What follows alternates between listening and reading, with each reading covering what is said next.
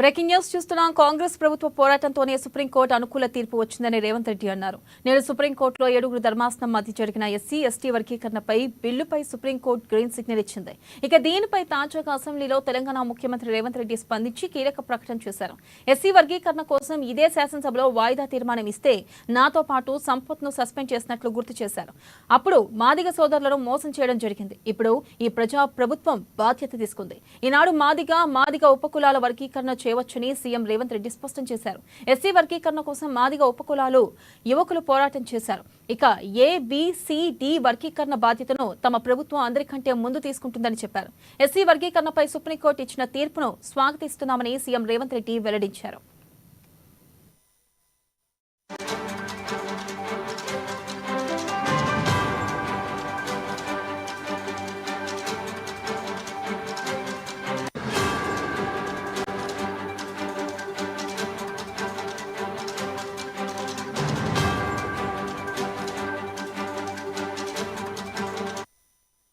Breaking news చూస్తున్నాం. కాంగ్రెస్ ప్రభుత్వ పోరాటంతోనే supreme court అనుకూల తీర్పు వచ్చిందని రేవంత్ రెడ్డి అన్నారు. నేడు సుప్రీంకోర్టులో 7 ధర్మాసనం మధ్య జరిగిన ఎస్సీ ఎస్టీ వర్గీకరణ బిల్లుపై సుప్రీంకోర్టు గ్రీన్ సిగ్నల్ ఇచ్చింది. ఇక దీనిపై తాజాగా అసెంబ్లీలో తెలంగాణ ముఖ్యమంత్రి రేవంత్ రెడ్డి స్పందించి కీలక ప్రకటన చేశారు. ఎస్సీ వర్గీకరణ కోసం ఇదే శాసనసభలో వాయిదా తీర్మానం ఇస్తే నాతో పాటు సంపత్ను సస్పెండ్ చేసినట్లు గుర్తు చేశారు. అప్పుడు మాదిగ సోదరులను మోసం చేయడం జరిగింది. ఇప్పుడు ఈ ప్రజా ప్రభుత్వం బాధ్యత తీసుకుంది. ఈనాడు మాదిగ ఉపకులాల వర్గీకరణ చేయవచ్చని సీఎం రేవంత్ రెడ్డి స్పష్టం చేశారు. ఇక ఎస్సీ వర్గీకరణ కోసం మాదిగ ఉపకులాల యువకులు పోరాటం చేశారు. ఏబిసిడి వర్గీకరణ బాధ్యతను తమ ప్రభుత్వం అందరికంటే ముందు తీసుకుంటుందని చెప్పారు.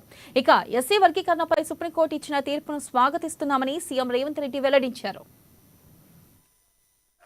మాదిగ ఉపకులాలకు సంబంధించిన లక్షలాది మంది యువకులు ఎస్సీ రిజర్వేషన్లలో ఏబిసిడి వర్గీకరణ కోసం వాళ్ళు పోరాటాలు చేస్తున్నారు. 27 సంవత్సరాల నుంచి ఉమ్మడి రాష్ట్రంలో కానీ ప్రత్యేక తెలంగాణ రాష్ట్రంలో కానీ ఏబిసిడి వర్గీకరణ మీద మాదిగ ఉపకులాల యువకులు పోరాటాలు చేయడం జరిగింది. వారి పోరాటాల ఫలితం ఒకనాడు ఇదే శాసనసభలో మాదిగ ఉపకులాల వర్గీకరణ కోసం వాయిదా తీర్మానం ఇస్తే నాతో పాటు ఆనాటి శాసనసభ్యుడు సంపత్ కుమార్ను కూడా ఈ సభ నుంచి బహిష్కరించడం జరిగింది. గత ప్రభుత్వం ఏబిసిడి వర్గీకరణ మీద కేంద్రానికి ప్రధానమంత్రికి విజ్ఞప్తి చేయడానికి అఖిల పక్షాన్ని తీసుకెళ్తామని చెప్పి తీసుకుపోకుండా మాదిగ సోదరులను మోసం చేయడం జరిగింది.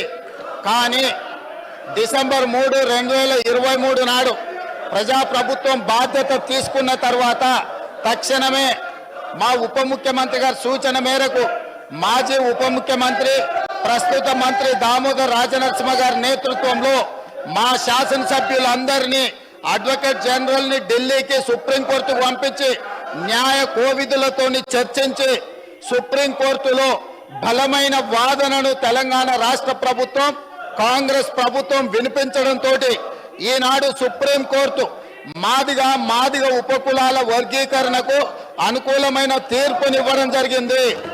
నేను మనస్ఫూర్తిగా సుప్రీంకోర్టు కాన్స్టిట్యూషనల్ బెంచ్కు రాజ్యాంగ ధర్మాసనానికి మనస్ఫూర్తిగా కృతజ్ఞతలు తెలియజేస్తున్నా.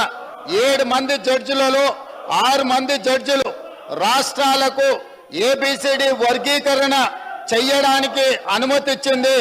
తెలంగాణ రాష్ట్ర ప్రభుత్వం తరఫున నేను స్పష్టమైన ప్రకటన చేస్తున్నా. దేశంలోనే అందరికంటే ముందు బాగానే నిలబడి తెలంగాణ